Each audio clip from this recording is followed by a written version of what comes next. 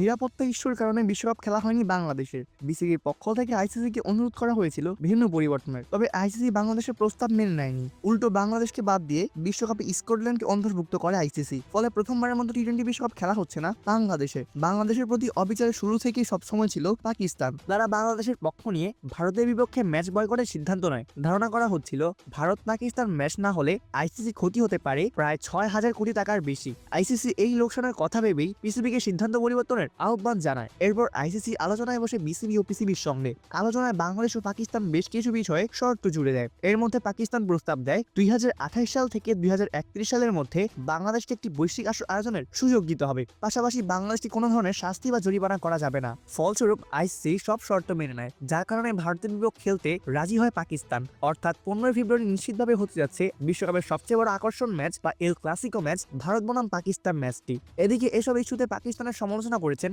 বিরাট কোহলির ছেলেবেলার কোচ রাজকুমার শর্মা। তিনি বলেন, এটা ছিল পাকিস্তানের নাটক, ওরা সবসময় এমন করে। আগে বাংলাদেশকে সমর্থন দিয়েছে, তারপর তাদের পাশে ঠেলে সরিয়ে দিয়েছে। এখন বুঝতে পেরেছে ভারতের বিরুদ্ধে না খেললে তাদের কত বড় ক্ষতি হবে। তাই পাকিস্তানের কাছ থেকে এসব কিছু আচরণ নতুন কিছু নয়। 7 ফেব্রুয়ারি শুরু হওয়া টি-20 বিশ্বকাপ চলবে 8 মার্চ পর্যন্ত।